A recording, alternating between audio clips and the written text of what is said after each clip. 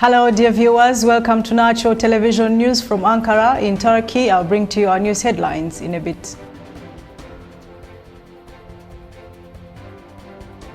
The Turkish President Recep Tayyip Erdogan on Wednesday said Egyptians' only democratically elected president Mohamed Morsi was murdered. Morsi did not die a natural death, he was killed, he said at the event in Istanbul.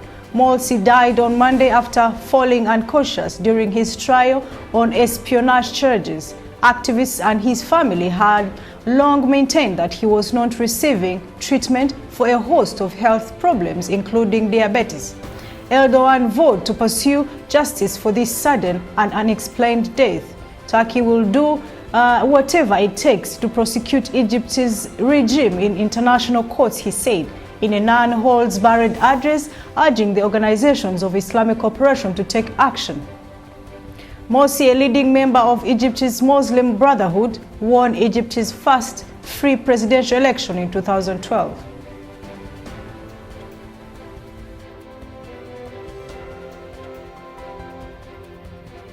The Turkish Parliament Speaker Mustafa Şentop and Foreign Minister Mevlut Çavuşoğlu, the head of Parliament Assembly of the Mediterranean, Aliya Hattuk Boran, attended a meeting of the Parliament Assembly at the Mediterranean at the Turkish Parliament in Ankara.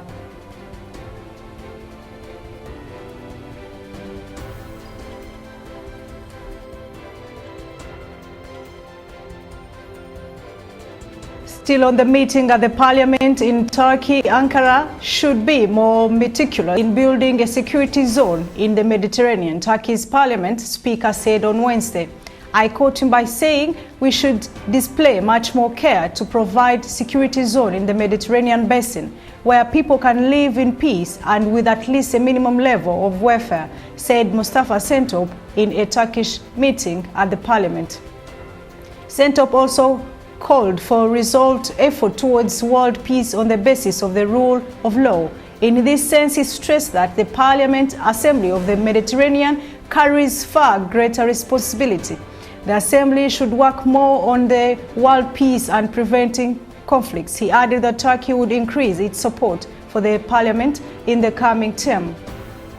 The two-day meeting among lawmakers from 26 Mediterranean countries on the nexus of security and population movements will continue until June 20th at the Turkish Parliament in Ankara.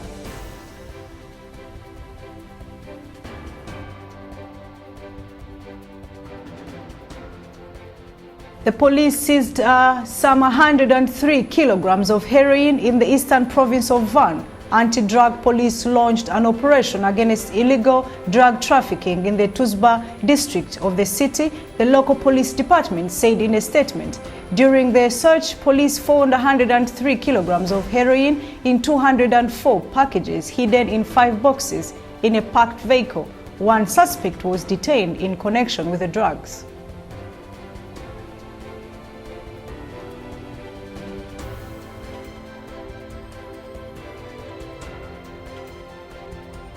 Mr. Saeb Erekat, Palestinian chief negotiator and secretary general of the Palestinian Liberation Organization, made a speech during an interview in Ramah, West Bank.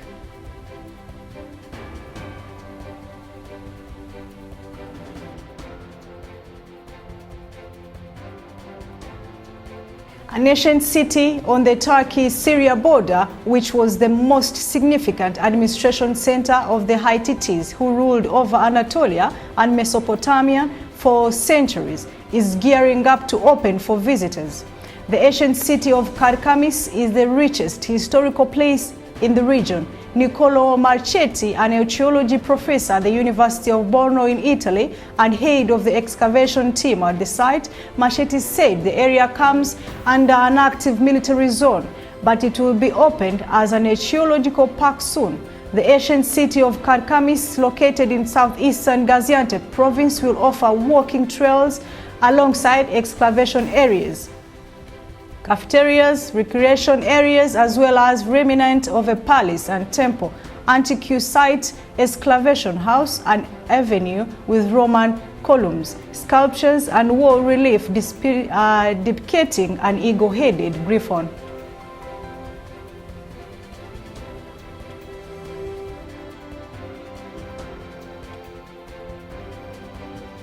The death toll from a flash flood in Turkey's northwest rose to 7, a minister said on Wednesday. According to initial reports, 8 villages and a total of 150 hectares of tea and hazelnut fields were damaged in Arakli, Trabzon of the Black Sea region. Agriculture and Ministry Minister Bekir Pakdemirli told reporters. 9 cattle were also killed in the flood, Pakdemirli added. Meanwhile, in a Twitter post, the defense minister said 2 helicopters and 2 planes were dispatched to the flood-hit district. Earlier, Pakdemirli had denied reports that claimed the flood was caused by hydroelectric power plant pipe explosion, saying it was caused by heavy rain.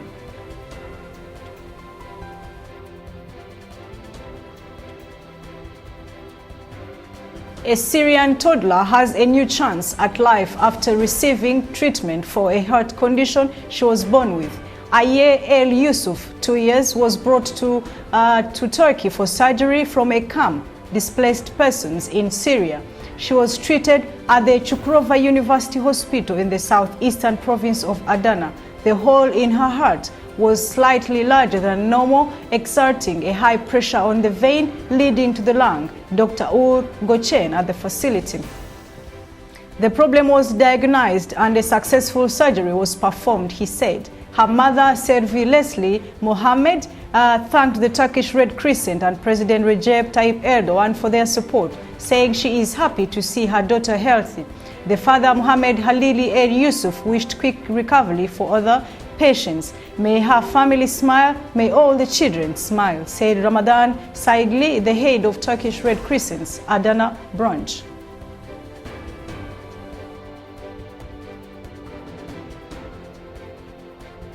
Several firefighters gathered at Brussels Central Station for a protest to denounce salary cuts yesterday.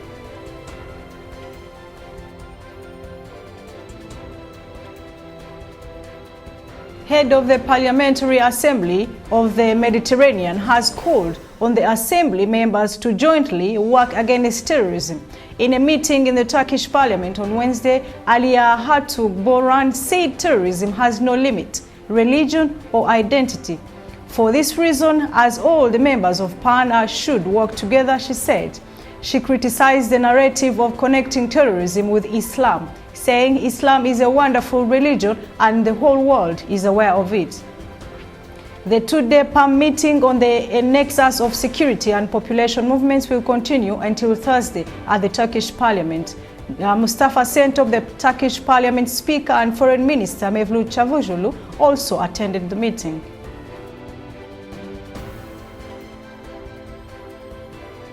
Ankara's one aim in the Eastern Mediterranean is protecting the rights of the Turkish Cypriots, Turkey Foreign Minister said on Wednesday. There is only one thing that we want, the guarantee that the rights of Turkish Cypriots are accepted by Greek Cypriot administration, Greece, the EU and everyone, Mevlut Çavuşoğlu said in a meeting of the Parliamentary Assembly of the Mediterranean in Turkey's capital Ankara. The 2-day meeting will last through Thursday at the Turkish Parliament. Mr. Çavuşoğlu said that political solutions will emerge in the Eastern Mediterranean when people learn to share in the compliance with the law. Later, we won't have any trouble sharing the wealth in the region, said Çavuşoğlu. Çavuşoğlu praised efforts of the Parliamentary Assembly of the Mediterranean to find a solution in the Eastern Mediterranean.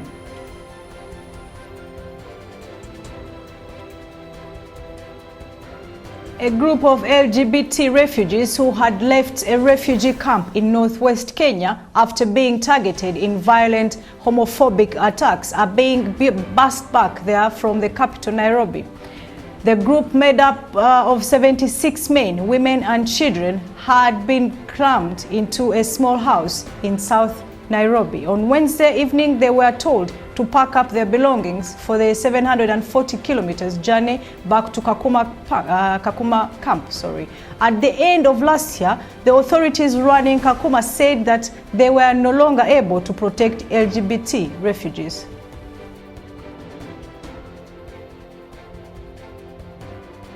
The US has told Zimbabwe that there is an urgent need to hold security forces accountable for acts of violence earlier this year and last year. 6 people were shot dead in August 2018 as opposition protesters complaining about the election results clashed with security forces. At the beginning of this year, local rights groups said at least 12 people had been killed and many more beaten during demonstrations triggered by a hike in fuel prices. At the time, a government spokesman said this was a foretaste of things to come. The US top diplomat in Africa, Tibor Nagy, has tweeted that he brought the incident up with President Emmerson Mnangagwa. The US Assistant Secretary for African Affairs said that he met the president on the sidelines of a US-Africa meeting in Mozambique. He said the US wanted to see the real political and economic reforms. Mr. Mnangagwa came to power in November 2017 after the ousted of long-term President Robert Mugabe, where high hopes that he would make big changes. Some have criticized the president for not moving fast enough. Tunisia has allowed 65 migrants to disembark a boat that was stretched off its coast for almost 3 weeks. The migrants are mainly Bangladesh, but the group also includes 9 Egyptians, 1 Moroccan and 1 Sudanese nationals, according to the Tunisian Red Crescent organization. They have agreed to return to their home countries immediately. They were rescued by an Egyptian boat in Tunisia waters last month, but local authorities refused to allow them to leave the vessel, saying migrant centers in the region were overcrowded.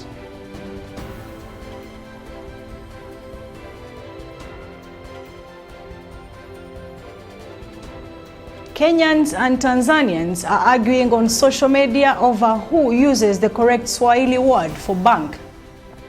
The debate was sparkled when a Tanzanian radio station showed the two countries' banknotes side by side. The Tanzanian note has the word benki, whereas the Kenyan note uses banki.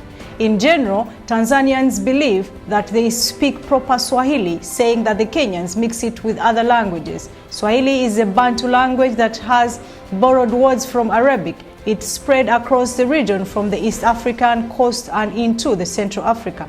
In its independence era, it has been adopted as a national language in Tanzania and Kenya.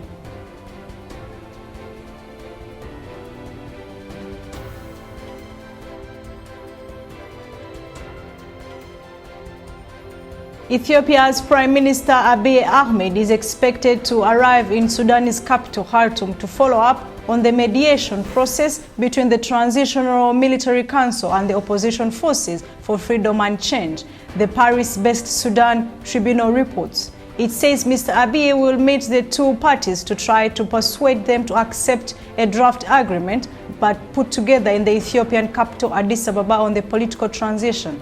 Mr. Abiy was in Khartoum on 7th June, where he held separate meetings with the opposition and the TMC leaders. His special envoy, Mohammed Dirili, said the TMC and the FFC had agreed to resume talks on the formation of the Sovereign Council, the institute that is supposed to run the country for 3 years. An opposition member said Ethiopia proposed that the Sovereign Council be comprised of 8 civilians and 7 military officers with a rotating presidency. The head of the TMC, Lieutenant General Abiy Fattah al-Burhan, said on Wednesday that he was ready to resume negotiations with the opposition on the country's transition to democracy. Talks between the two sides collapsed after the security forces violently dispersed a protest sitting in Khartoum on 3rd June. The state-run Sunna news agency quoted Lieutenant General Burhan saying that the TMC was ready to complete the dialogue. Conservative members of parliament are due to choose the 2 men who will contest the final stage of their leadership race later. The remaining field of 4 candidates will be weighted down to 3 in another secret ballot, with a result expected about 13 hours. There will be then a further vote to select the two finals, of one of whom will be elected leader by the party members.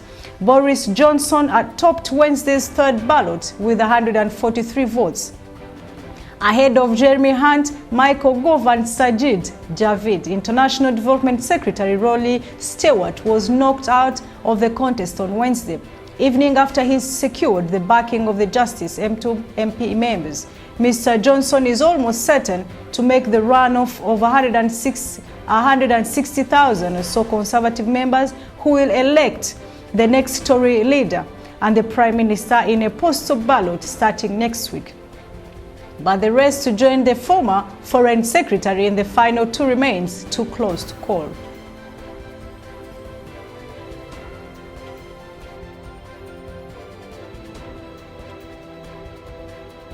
China's President Xi Jinping is in North Korea for a meeting with Kim Jong-un in the first Chinese state visit of North since 2005. The two, who have met in China 4 times, are expected to discuss the stalled talks over the North nuclear programs as well as economic crisis. China is hugely important to North Korea as its main trading partner.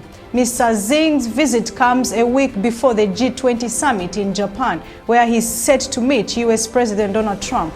It will also be the first meeting with Mr. Kim since the Trump-Kim meeting in Hanoi in February ended without an agreement on North Korea denuclearization.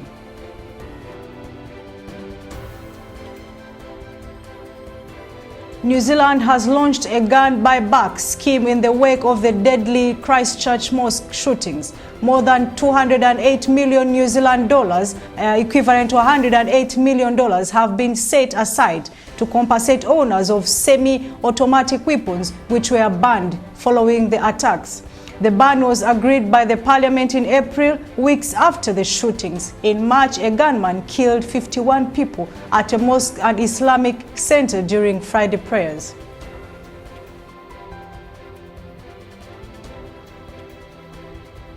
A U.S. military drone has been shot down by Iranian surface-to-air missile while in international airspace over the Strait of Hormuz, the U.S. officials say. One official said the drone was the U.S. Navy MQ-4C Triton. Earlier, Iran's Islamic Revolution Guards Corps said it had shot down a U.S. drone over Iranian airspace near Kahmubarak in the southern province of Hormozgan. It comes at a time of escalating tensions between the U.S. and Iran. On Monday, the U.S. Defense Department said it was deploying 1,000 extra troops to the region in response to hostile behavior by Iranian forces.